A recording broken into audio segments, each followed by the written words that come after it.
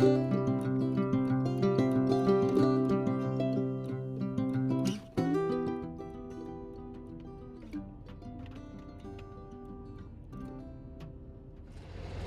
good morning. Welcome back to a rainy Thursday morning here. It's February 2nd, and we are going to be spraying some spray foam today. So we're doing some closed cell foam on the walls on the main level.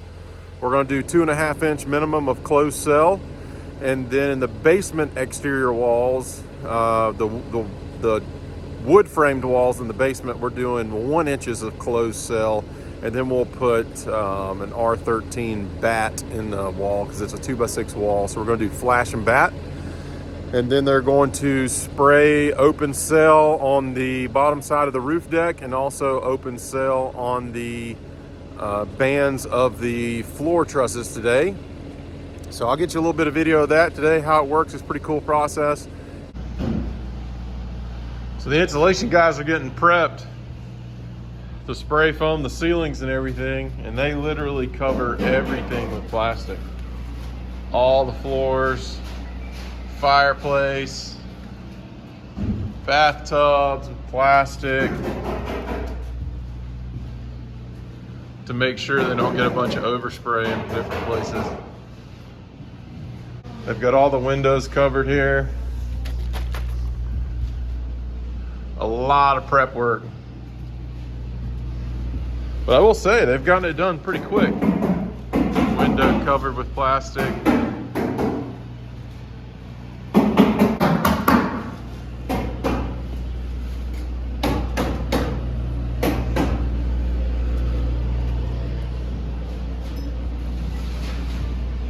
Covering everything. They should be ready to go here in a minute. Covering the tubs. They're getting these small areas with a hand applicator because they're just too small to get precise enough with the big gun. See there, the area is just too small for him to get with the big gun, so he's spraying it with this little guy.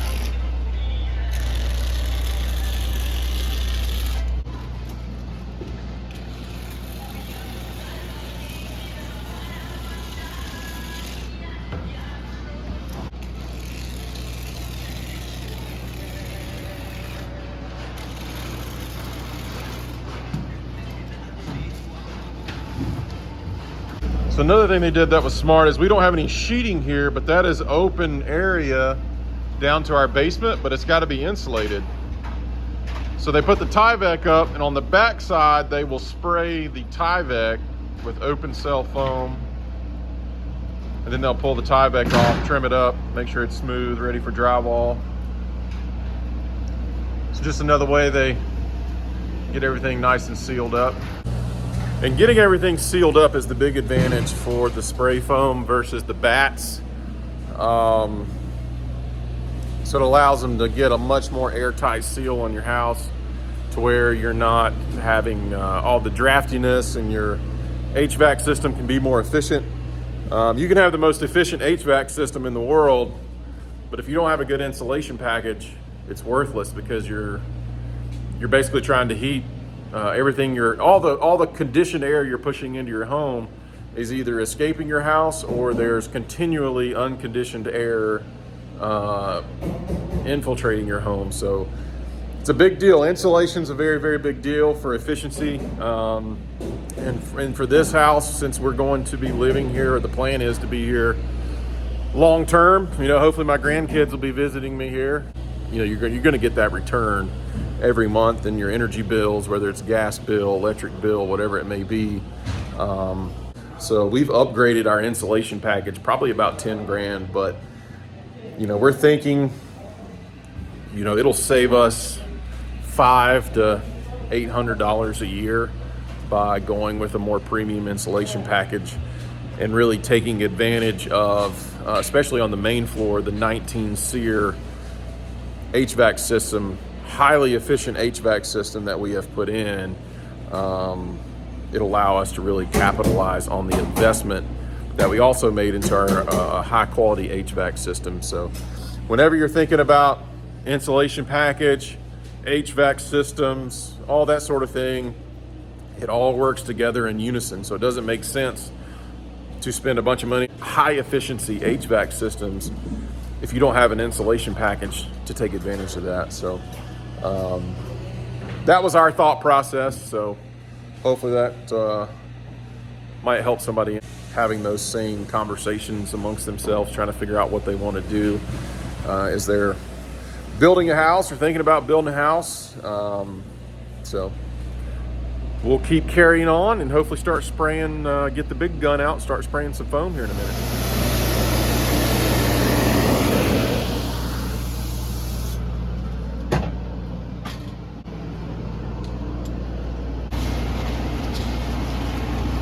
So our insulation is in 55-gallon drums right now.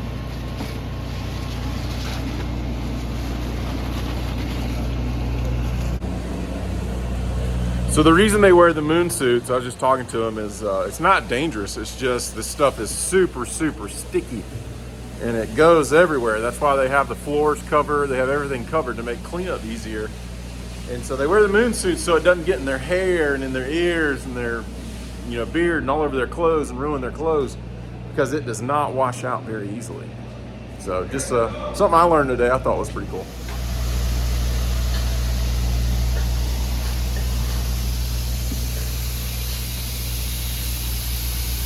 So they got a gun going here, gun back there.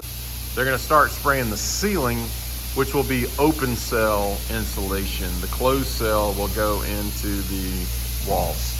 So open cell doesn't have nearly the R value per inch as closed cell. The closed cell foam that goes in the walls is R value of 7 per inch.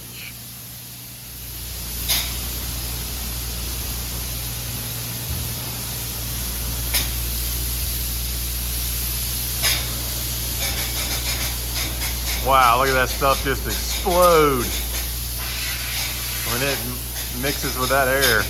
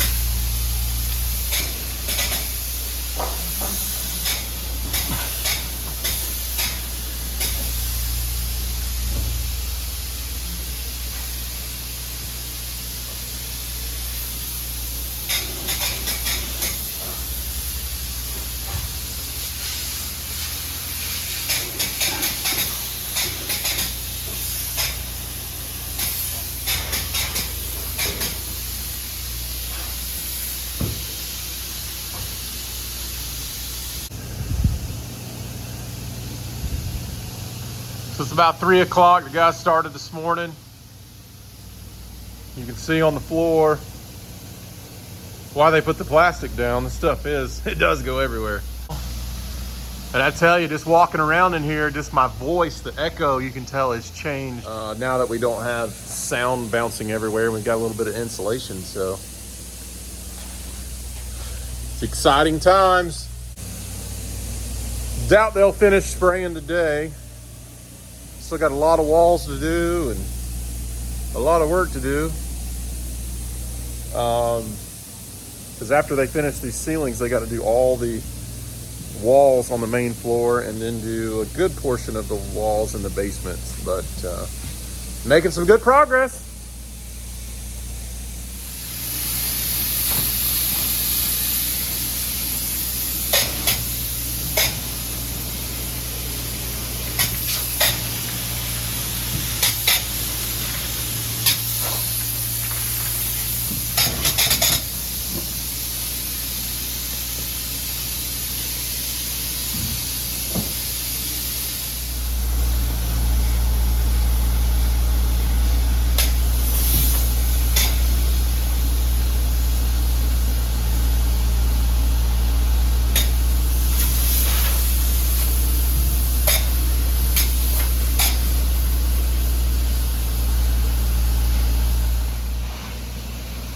This is our living room, vaulted ceiling area.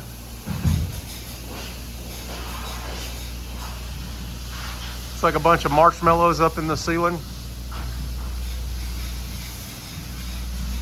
And all back in here in our kids' bedrooms and all that good stuff.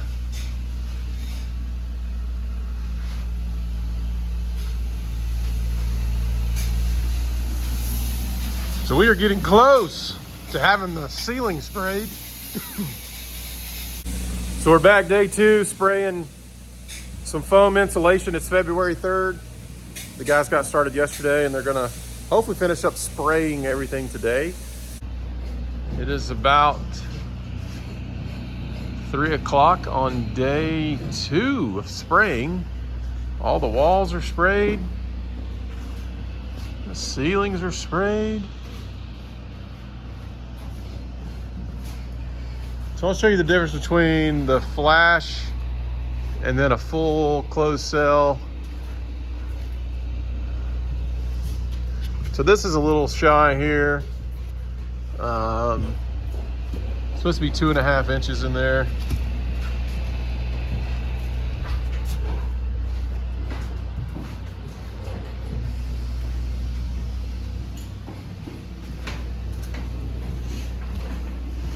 This is full closed cell insulation.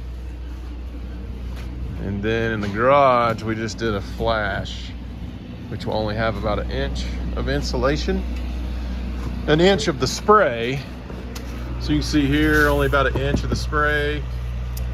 And then they'll put a batt in there behind the drywall to insulate. Pretty cool stuff. Pretty cool. Then in the basement, same thing down here in the basement. We just did a flash. Just a flash. Got plenty of room left in there to put a batt. This flash gives us the seal, the air seal that we were talking about. That is really a big advantage of the spray foam style insulation.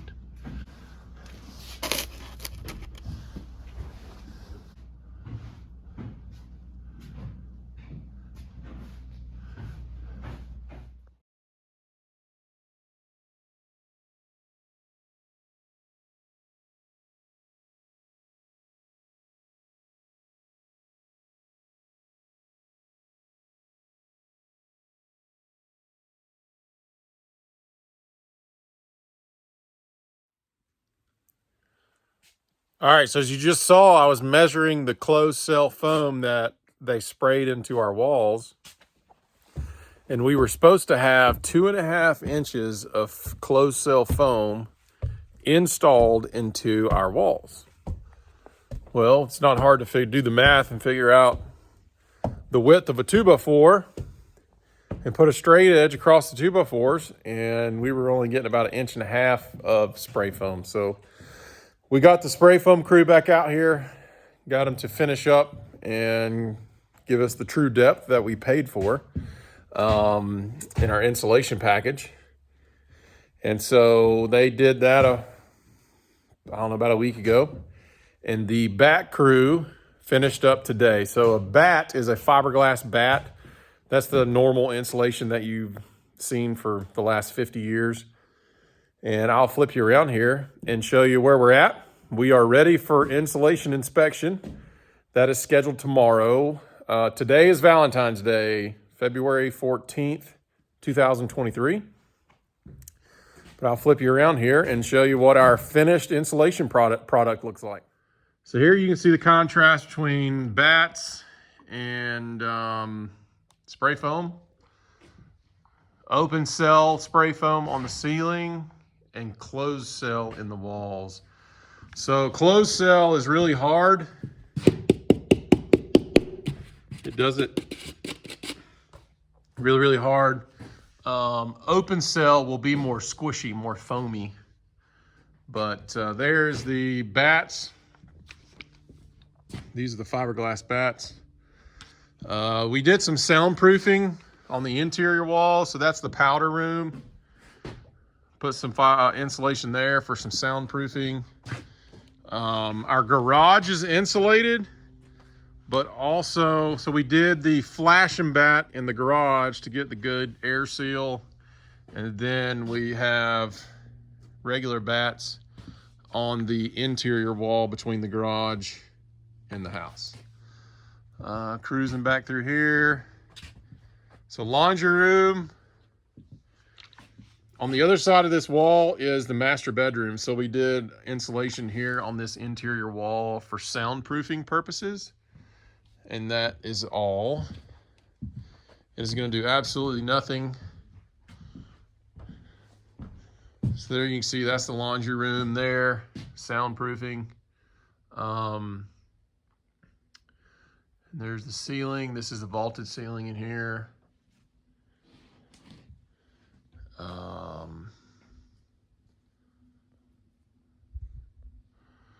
So that's the upstairs package. Take you downstairs and show what we did downstairs. All right, so we're downstairs in the basement. So these exterior walls are 2x6. Since they are supporting the load of the floor trusses and everything, we went with a 2x6 wall. And this is where we did that flash and batt. Ideal flash and batt system you'll use. So you'll see back in there, that's our closed cell spray foam. And then the fiberglass batt in there. That's the wall going out into the garage. And then we're all insulated here. One thing that we did that we didn't have to do is insulate this ceiling, because we have heated square footage above, and this basement is heated square footage as well. So really all that insulation in the ceiling is soundproofing. That's it. So if you're down here watching, I don't know, a football game or The Bachelor or whatever, the ceiling is insulated to help soundproof. And that's really all that it's doing. So here, this is the mechanical room. All our heat pumps and everything are in there. Getting that all sealed up.